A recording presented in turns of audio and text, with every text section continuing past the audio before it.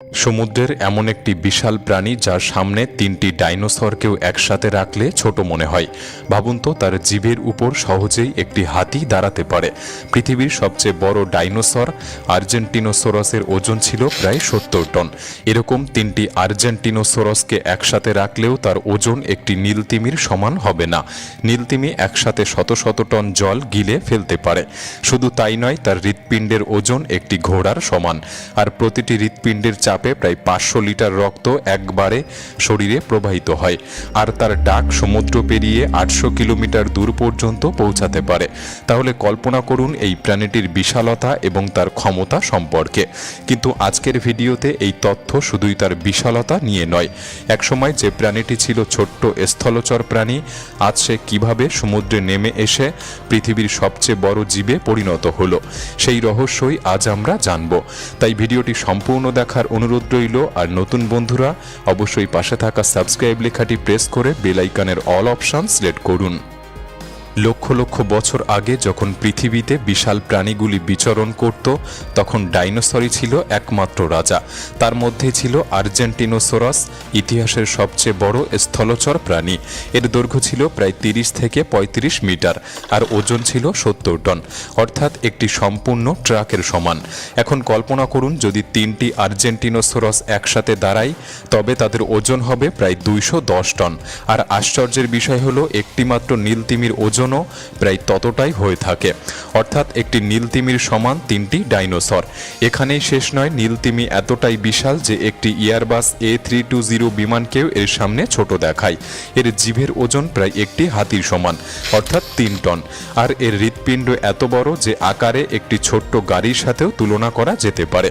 ভাবুন তো, এমন এক প্রাণী যার হৃৎপিণ্ডের ভেতর একজন মানুষ দাঁড়িয়ে যেতে পারে। এতক্ষণও নিশ্চয়ই বুঝতে পারছেন পৃথিবীর সবচেয়ে বড় প্রাণী হলো নীলতিমি। কিন্তু এখন প্রশ্ন আসে যে তারা এত বড় হলো কিভাবে? কেবল কি সমুদ্রের জলে ভেসে থাকার কারণে তার শরীর এতটা বেড়ে গিয়েছে, নাকি এর পেছনে লুকিয়ে আছে কোনো বৈজ্ঞানিক রহস্য? একসময় বিজ্ঞানীরাও ভেবেছিলেন জলে ভেসে থাকার কারণে ওজন হালকা লাগে, তাই হয়তো নীলতিমি এত বিশাল হয়েছে। কিন্তু এটাই পুরোপুরি সত্য নয়। আসল রহস্য লুকিয়ে আছে তার অনন্য খাদ্যাভ্যাসে, যা তাকে সমুদ্রের আসল রাজা বানিয়েছে। তবে তার আগে আরেকটি কৌতূহল মেটানো যাক। আর তা হলো, আপনারা হয়তো ভাবছেন পৃথিবীর সবচেয়ে বড় প্রাণী নীলতিমি হলে সেটা নিশ্চয়ই সবচেয়ে লম্বা প্রাণী হবে, কিন্তু আসলে তা নয়। সমুদ্রের গভীরে লুকিয়ে আছে আরেকটি অদ্ভুত প্রাণী, বুটলেস ওয়ার্ম। নাম শুনে যত অদ্ভুত লাগে, এর দৈর্ঘ্য ততটাই বিস্ময়কর। এই কৃমি প্রজাতির দৈর্ঘ্য প্রায় 55 মিটার পর্যন্ত হতে পারে, অর্থাৎ একটি ফুটবল মাঠের চেয়েও লম্বা।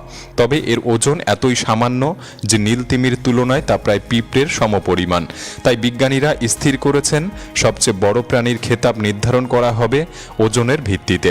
আর সেই প্রতিযোগিতায় নিরঙ্কুশভাবে জয়ী হয়েছে নীলতিমি। নীলতিমির শরীর যেন এক জীবন্ত সায়েন্স ফিকশন। এর গড় ওজন 150 টন, আর কোনো কোনো ক্ষেত্রে ওজন 200 টন পর্যন্ত হতে পারে। দৈর্ঘ্য প্রায় 30 মিটার পর্যন্ত বেড়ে যায়। এর জিভের ওজন প্রায় 3 টন। হৃৎপিণ্ড একটি ছোট গাড়ির সমান। আর আশ্চর্যজনক হলো, তার হৃৎপিণ্ড প্রতি মিনিটে মাত্র 5 থেকে 6 বার স্পন্দিত হয়, কিন্তু প্রতিবার স্পন্দনে প্রায় 500 লিটার রক্ত শরীরে প্রবাহিত হয়। এমনকি এর ধমনীগুলি এতটাই চওড়া যে একজন মানুষ হামাগুড়ি দিয়ে এর ভেতর দিয়ে যেতে পারবে। কিন্তু নীলতিমির গল্প কেবল তার শরীরের আকারে সীমাবদ্ধ নয়, তার শব্দ সমান বিস্ময়কর। নীলতিমির ডাকের তীব্রতা 150 থেকে 180 ডেসিবেল পর্যন্ত হতে পারে। এই শব্দ এতটাই শক্তিশালী যে সমুদ্রের জলে প্রায় 800 কিলোমিটার দূর পর্যন্ত ছড়িয়ে পড়ে, অর্থাৎ 800 কিলোমিটার দূর থেকেও তার ভয়ঙ্কর গর্জন শোনা যায়।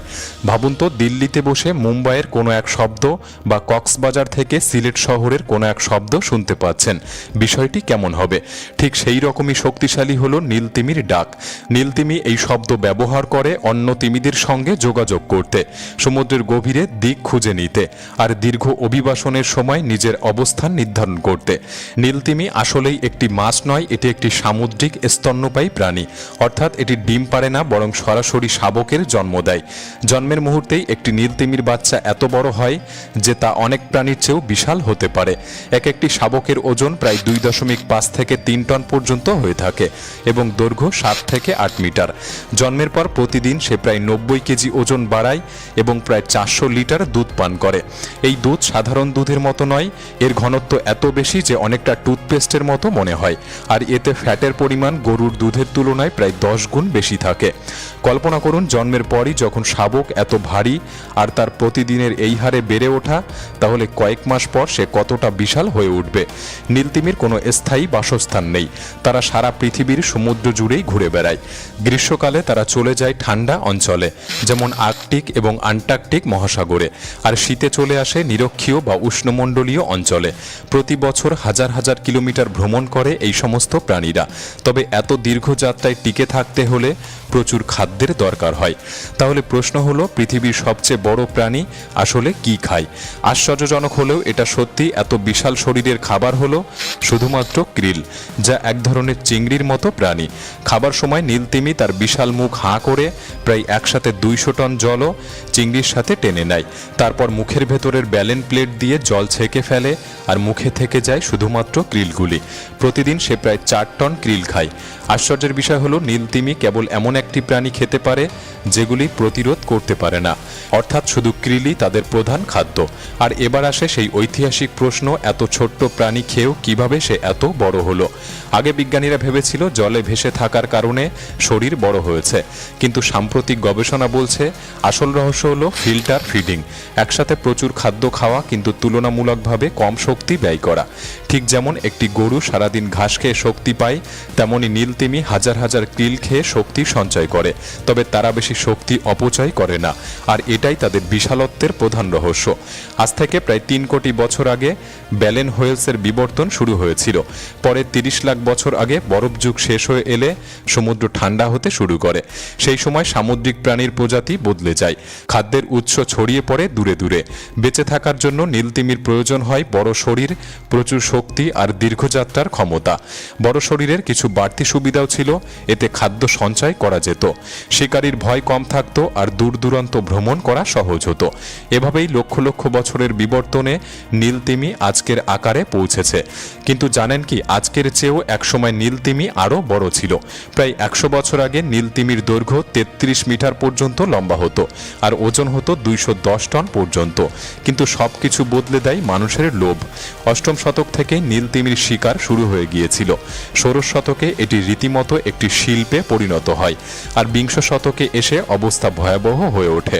মানুষ নীলতিমি শিকার করত তার মাংসের জন্য, তার চর্বি থেকে তেল তৈরি করত আর ব্যালেন প্লেট ব্যবহার করে জামা কাপড়ের করসেট বানাতো। 1930 সালের মধ্যে শুধু 1 বছরে 50,000-এরও বেশি নীলতিমি মারা যায়। এই নিষ্ঠুর শিকার পৃথিবীর সবচেয়ে বড় প্রাণীটিকে প্রায় বিলুপ্তির পথে নিয়ে গিয়েছিল। তবে 1982 সালে ইন্টারন্যাশনাল হোয়েল কমিশন প্রস্তাব করেছিল তিমি শিকারে সম্পূর্ণ নিষেধাজ্ঞা আরোপ করার, কিন্তু শেষমেশ 1986 সালে এসে এই নিষেধাজ্ঞা কার্যকর হয় এবং বিশ্বব্যাপী নীলতিমি শিকার বন্ধ হয়ে যায়। যদিও এই সিদ্ধান্তে নীলতিমি বিলুপ্ত হওয়া থেকে রক্ষা পেয়েছিল, তবে তাদের সংখ্যা আর কোনোদিন আগের মতো বাড়েনি। বর্তমান পৃথিবীতে মাত্র 20,000 থেকে 25,000 নীলতিমি বেঁচে আছে, অথচ 1926 সালে তাদের সংখ্যা ছিল 1.5 লক্ষেরও বেশি। আজকে তারা প্রধানত দেখা যায় আন্টার্কটিকা আর উত্তর প্রশান্ত মহাসাগরে। কিন্তু প্রশ্ন হলো, আমরা কি সত্যি তাদের রক্ষা করতে পারবো? নীলতিমি কেবল একটি প্রাণী নয়, এটি পৃথিবীর পরিবেশের ভারসাম্যের প্রতীক। বিশাল এই প্রাণী আমাদের মনে করিয়ে দেয় যে প্রকৃতি রক্ষার দায়িত্ব আমাদের সবার। নীলতিমি একদিকে সতর্কবার্তা, আবার অন্যদিকে এক অনন্ত আশা। যদি আমরা প্রকৃতিকে বাঁচাই, তবে পৃথিবীকেও বাঁচানো সম্ভব। তবে আজকের দিনে তাদের জন্য নতুন হুমকিও তৈরি হয়েছে, যেমন জলবায়ু পরিবর্তন, সমুদ্র দূষণ, প্লাস্টিক বর্জ্য, জাহাজের শব্দ দূষণ ইত্যাদি। সবকিছুই নীলতিমির জীবনে প্রভাব ফেলছে। বিজ্ঞানীরা বলছেন নীলতিমির ডাক অনেক সময় জাহাজের ইঞ্জিনের শব্দে ঢাকা পড়ে যায়, ফলে তাদের যোগাযোগ ব্যাহত হয়। এমনকি খাদ্যের অভাবও বড় সমস্যা হয়ে দাঁড়িয়েছে। তাই এই বিশাল প্রাণীকে বাঁচিয়ে রাখা মানে কেবল একটি প্রজাতিকে রক্ষা করা নয়, বরং পুরো সমুদ্রের প্রাণীকুলকে রক্ষা করা। আপনার কি মনে হয়, মানুষ কি পারবে নীলতিমিকে নিরাপদে রাখতে? পৃথিবীর সবচেয়ে বড় প্রাণী হওয়া সত্ত্বেও কেন সে আজ এত অসহায়? নীলতিমিকে রক্ষা করার দায়িত্ব কি শুধু বিজ্ঞানী বা পরিবেশবাদীদের, নাকি আমাদের প্রত্যেকের? আপনার কি মনে হয়, কমেন্ট বক্সে লিখে জানাতে পারেন। ভিডিওটি ভালো লাগলে একটি লাইক করতে পারেন, চ্যানেলটি সাবস্ক্রাইব করে রাখতে পারেন। তাহলে দেখা হচ্ছে পরবর্তী নতুন একটি এপিসোডে। ধন্যবাদ।